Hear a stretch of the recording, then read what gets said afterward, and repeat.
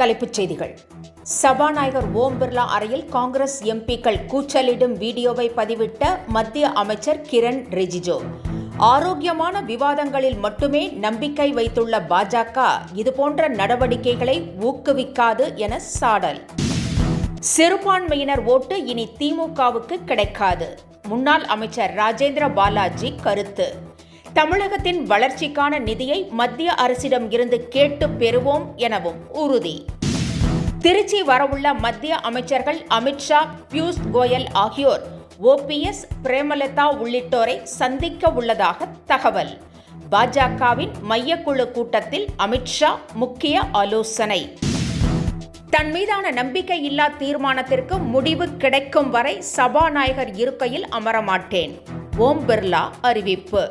நம்பிக்கையில்லா தீர்மானத்தின் மீது மார்ச் 9 விவாதம்.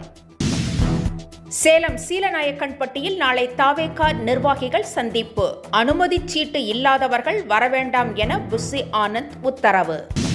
இனி விரிவான செய்திகள். சபாநாயகர் அலுவலகத்திற்குள் காங்கிரஸ் எம்பிக்கள் சென்று கூச்சலிடும் வீடியோ வெளியாகி சர்ச்சையை கிளப்பியுள்ளது.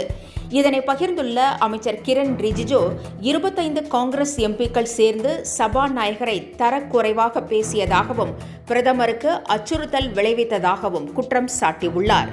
மேலும் ஆரோக்கியமான விவாதங்களில் மட்டுமே நம்பிக்கை வைத்துள்ள பாஜக இதுபோன்ற நடவடிக்கைகளை ஊக்குவிக்காது என்றும் அவர் தெரிவித்திருக்கிறார். 2 நாள் பயணமாக நாளை மத்திய அமைச்சர்கள் அமித்ஷாவும் பியூஷ் கோயலும் திருச்சி வருகின்றனர். இந்த பயணத்தின் போது அவர்கள் பாஜக மையக்குழு கூட்டத்தில் பங்கேற்கின்றனர். வரும் தேர்தலில் பாஜக போட்டியிடவுள்ள தொகுதிகள் பற்றி ஆலோசிக்கப்பட உள்ளதாகவும் பிரேமலதா மற்றும் OPSஐ அமித்ஷா சந்திக்க உள்ளதாகவும் தகவல்கள் தெரிவிக்கின்றன. திமுகவிற்கு இனி சிறுபான்மையினர் ஓட்டு கிடைக்காது என முன்னாள் அமைச்சர் ராஜேந்திர பாலாஜி பதிலடி கொடுத்திருக்கிறார். பாஜகவிற்கு அதிமுக அடிமையாக இருப்பதாக திமுக தொடர்ந்து புகார் கூறி வருகிறது. இதற்கு பதிலளித்துள்ள ராஜேந்திர பாலாஜி, தமிழகத்தின் வளர்ச்சியும் தங்களுக்கு முக்கியம் என்றும் ஆட்சிக்கு வந்ததும் தேவையான நிதியை மத்திய அரசிடமிருந்து கேட்டு பெற்று பல திட்டங்களை செயல்படுத்துவோம் என்றும் கூறியிருக்கிறார். தன் மீதான நம்பிக்கையில்லா தீர்மானத்திற்கு முடிவு கிடைக்கும் வரை சபாநாயகர் இருக்கையில் அமரமாட்டேன் என ஓம் பிர்லா தெரிவித்திருக்கிறார். நாடாளுமன்றத்தில் பேச்சுரிமை பறிக்கப்படுவதாக கூறி சபாநாயகர் மீது 118 எம்பிக்கள் கையெழுத்திட்டு நம்பிக்கையில்லா தீர்மானத்திற்கான நோட்டீஸ் அளித்துள்ளனர். மார்ச் 9 விவாதம் நடைபெறுகிறது. சேலம் சீலநாயக்கன்பட்டியில் நாளை தாவேகா நிர்வாகிகள் சந்திப்பு கூட்டம் நடைபெறுகிறது. இதற்கான ஏற்பாடுகள் தீவிரமாக நடைபெற்று வருகின்றன. பிற்பகல் 12 மணி முதல் மதியம் 3 மணி வரை கூட்டத்திற்கு அனுமதி வழங்கப்பட்டுள்ளது.